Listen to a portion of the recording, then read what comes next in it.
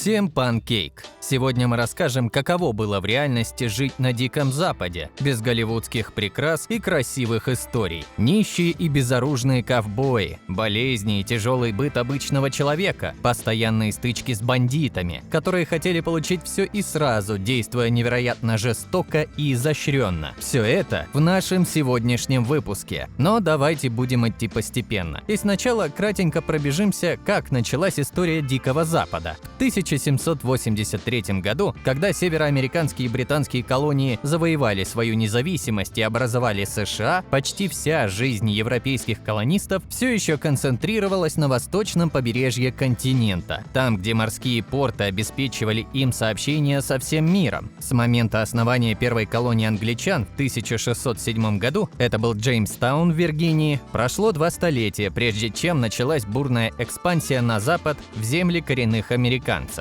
К XVIII веку взор колонистов все чаще стал обращаться на запад, вглубь Северной Америки, на необжитые и опасные, но многообещающие земли, занятые туземцами.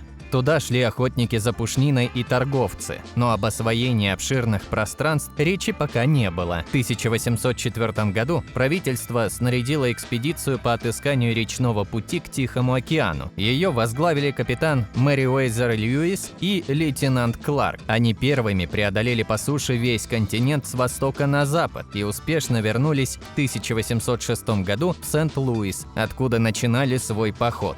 За ними на запад пошли и другие, в поисках новых путей и земель. Так начиналось покорение Дикого Запада, которое продлится более столетия. И тут важно понимать, что заселяемые сотнями тысяч колонизаторов земли свободными не были. Там тысячелетиями жили коренные американцы. Индейцы, по большей части, оказывали незначительное сопротивление. Переселенцы приносили с собой ценные товары, прежде всего ружья. Очень часто племена не осознавали угрозу, которую представляли для них бледнолицые, и быстро впадали в зависимость от них, а после организации логистики и создания опорного города происходил силовой захват территории у менее сговорчивых местных. На все это требовалось время и ресурсы, которые подвозили караванами, поэтому движение на Дикий Запад было достаточно медленным. Сотни тысяч переселенцев шли по незнакомым им землям, полным опасности и людей, которые не всегда радушно встречали новых соседей, ведущих себя весьма нагло на их коренной территории. И лишь благодаря Голливуду Дикий Запад стал местом, где романтика граничит с героизмом. Мужественные ковбои и красивые леди живут невероятно интересной жизнью, полной приключений. Однако на самом деле созданная талантливыми режиссерами картина слишком далека от реальности. В фильмах и историях принято воспевать оды героям, которые охотятся за славой и богатствами. Правда, даже в самих фильмах не объясняют, куда это богатство тратить в прериях и откуда оно вообще бралось. Возьмем, например, самую романтизированную профессию – ковбой, любимец леди, искатель приключений и все в этом духе. А на самом деле, большая часть жизни настоящего ковбоя проходила за работой на ферме. Редко это было его собственное ранчо. В большей части ковбой был наемным, часто сезонным рабочим. Естественно, что в спектр выполняемых им функций входило все, что связано с сельским хозяйством: выпас скота, посев и сбор урожая, возделывание земли и прочая работа, включая и навозные работы. Как думаете, какие богатства ковбой мог найти под скотом? Достойной заработной платы можно было считать $15–20 в месяц, что в те времена не считалось чем-то невероятным. Больше прибыли можно было заработать только во время перегона. Когда же наступала зима и объем необходимых работ падал, ковбои вполне соглашались трудиться за ночлег и еду, без каких-то изысков. При этом, как показывает нам свидетельство, большинство тратили свои деньги на алкоголь, ведь это был единственный доступный досуг для переселенца. Кстати, это еще один большой миф про Дикий Запад, что ковбои предпочитали не виски, а пиво на самом деле. Другое заблуждение про ковбоев, что это мужчины европейской белой расы. На самом же деле, каждый 7-й ковбой был выходцем из Африки. Среди них были и такие знаменитые, как Нед Лаб и Джон Уар. Также было много коренных жителей жителей материка – индейцев и мексиканцев. Любопытно, что вопреки расхожему мнению, большинство ковбоев не имело своего оружия. Маленькой зарплаты просто-напросто не хватало даже на самый обыкновенный револьвер из разряда дешевых. Хорошие стрелки среди скотоводов Запада – это скорее исключение из правил, чем наоборот. Ну а слава? Какая слава, если ты ухаживаешь за скотом и являешься практически подсобным рабочим? Были, конечно, герои, которые, например, отражали нападения бандитов на владение, либо участвовали в поимке преступников в рамках собранной народной дружины. Но это были весьма частные случаи, чтобы подводить их под призвание профессии ковбой. Но раз ковбои были нищими, то, видимо, бандиты купались в золоте. Или нет? В кино мы часто видели доски с портретами головорезов, где висит харизматичный актер, которого нужно найти и наказать, а бравые охотники за головами выслеживают преступника и привозят к шерифу. Реальность же такова, что такими портретами можно было бы обклеить все дома на Диком Западе, да еще и в пару слоев. Уровень преступности был невероятно запредельным. Если брать официальную статистику, то в Калифорнии должен был погибнуть каждый 72-й житель, а в самом безопасном штате Орегон лишали жизни всего лишь одного жителя из 208. Здесь подразумевается именно насильственная смерть. Да еще добавьте тот момент, что тысячи людей просто числились пропавшими без вести. Поэтому да, местные фермеры, ковбои и просто обычные жители были вынуждены действовать самостоятельно, не дожидаясь помощи шерифа или правосудия. Вопрос стоял в банальном выживании. Организовывались дружины и отряды, которые охраняли свою территорию вне буквы закона, периодически делая вылазки в логово бандитов с упреждающим ударом. Соответственно, и красивая история о том, как пойманных бандитов якобы сопровождали в крупные города для предания суду, была просто мифом. Никто с преступниками церемониться не собирался, от слова совсем, и наказывали их, как правило, на месте. И никакого милосердия, и тем более морали к пойманным представителям криминалитета практически никогда не применялось. Забавно, что бандиты довольно часто сами сдавались в руки шерифа, когда узнавали про то, что местные собрались наказать того за преступление, ведь так были какие-то шансы выжить, а народный суд был мгновенным и беспощадным. Но даже попадание в официальную тюрьму часто не могло гарантировать преступнику гуманный суд и предсказуемые последствия. Местные жители сами могли действовать радикально, нападая на место пленения бандита, вытаскивая его на улицу, ведь зачем тянуть время и кормить преступника? Дикий Запад и дикие нравы. Но, как вы понимаете, даже суровое наказание не могло угомонить жажду легких денег и безрассудное чувство свободы в самой жестокой его форме. В фильмах мы частенько видели ванны с горячей водой посреди спальни, красивых ухоженных женщин и достаточно опрятных мужчин с белоснежной улыбкой ковбоя. Но как оно было на самом деле? Но это лишь красивый вымысел, чтобы приблизить жизнь тогда до уровня современных рамок. Ведь мы приходим смотреть красивую картинку, а не грустную правду. На самом же деле было полное отсутствие удобств, дни и недели без ванны, проживание в тесных помещениях.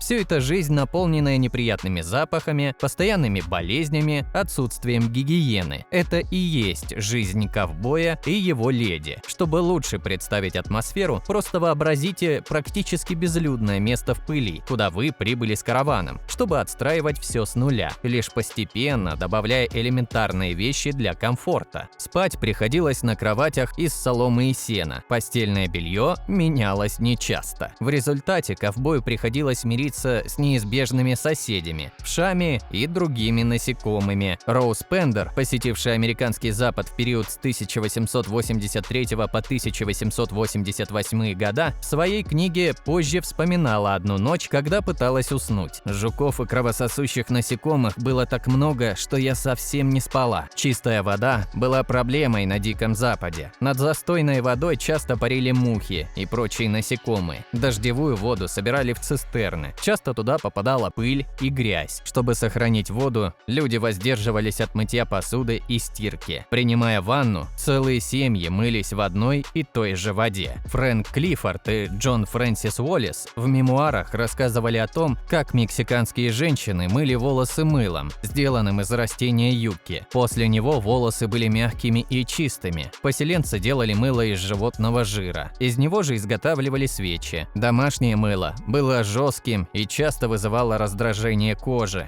Запах тела считался естественной частью жизни. Более того, люди верили, что чистота раскрывает поры и тем самым делает их уязвимыми перед бактериями и микробами. То есть чем меньше купаешься, тем здоровее живешь. Как результат, плотяные вши и брюшной тиф. Очень заразная штука, от которой умирало от 10 до 20% больных. Кроме того, укусы вшей раздражали кожу, и расчесывая до крови свое немытое тельце, вы вполне можете занести инфекцию, от которой потом благополучно скончаетесь. Никаких зубных щеток, пасты, стоматологов не существовало. Все проблемы с зубами решали цирюльники и кузнецы. Они с помощью плоскогубцев доставали больной зуб. Обезболивающим служила хорошая виски. Зубные щетки присутствовали на некоторых больших остановках дилижансов. Они были общественными. Зубы чистили по очереди все проезжающие. К зубным щеткам прилагались специальные ножи для удаления остатков пищи между зубами, тоже общие. Еще одна проблема – пыль.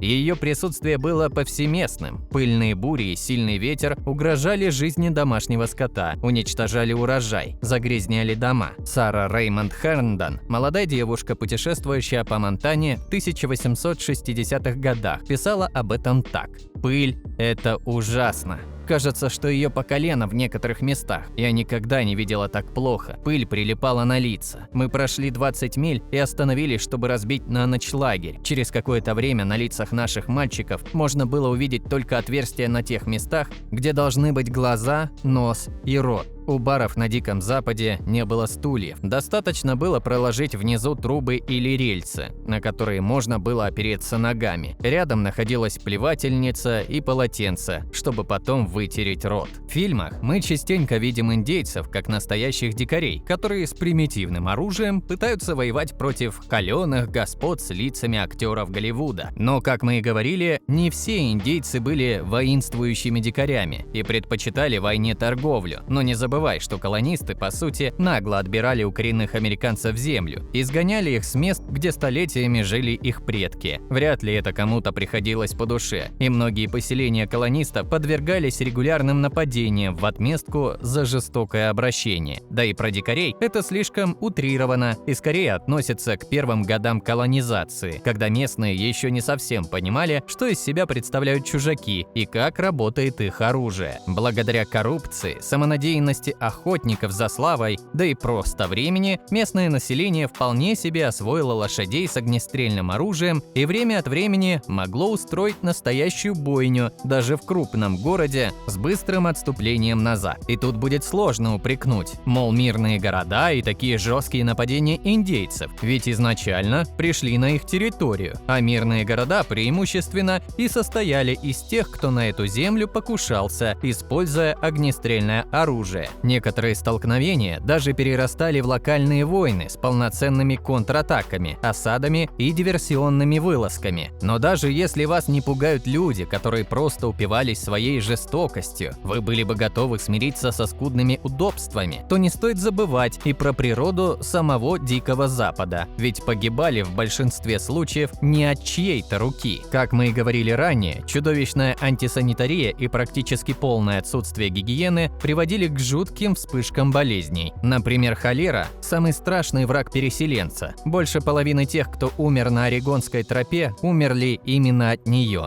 Первые случаи заболевания были зафиксированы в Новом Орлеане в 1832 году, а оттуда зараза начала свое путешествие вверх по Миссисипи и Миссури. Во время эпидемии 1849-50-х годов погибло столько людей, что газеты писали об одной могиле на каждую милю пути. Про дизентерию и болезни грязных рук, которые сейчас не воспринимаются всерьез, тоже не стоит забывать, ведь тогда с ними боролись просто подручными средствами, без надежды на результат, а факт того, что переселенцы не слишком заморачивались с отхожими местами, дает просто чудовищную смертность. Много людей вообще не доходили до поселений. Вас могла легнуть лошадь, боднуть вол, затоптать стадо во время ночной паники, вы могли получить ожог любой степени тяжести, пораниться об ржавый гвоздь в фургоне и помереть, выполняя гимнастическое упражнение «Мостик», потому что противостолбнячную сыворотку тогда еще не изобрели. Природа тоже была была изменчивая. Песчаные бури, дикие грозы и ограниченный запас воды и продовольствия. Некоторые караваны попросту находились сбившимися с маршрута, без единой живой души. Ведь вокруг тебя койоты, опасные змеи и скорпионы, либо дикие бизоны. Если от самого поселения это добро старалось держаться подальше, то в пути тебе постоянно нужно было держать ухо востро. Отдельно стоит сказать и про переправы через реки, которые были одними из самых опасных мероприятий, которые ждали переселенца на пути. Вздувшиеся от паводков реки могли спокойно опрокинуть фургон и потопить людей и валов, а все имущество пойти на дно. Тысячи людей утонули, пытаясь пересечь реки Канзас, Норд-Плат и Колумбия. Фильмы и истории про эпоху Дикого Запада – это лишь красивая упаковка, внутрь которой лучше не заглядывать, ведь можно сильно разочароваться от жестокости и грязи. Друзья, у вас есть возможность попасть в команду Pancake. Если вы владеете навыками видеомонтажа, можете озвучивать ролики на русском и английском языках, или же вы пишете интересные сценарии, мы будем рады с вами поработать. Пишите нам на почту в описании. Спасибо за просмотр.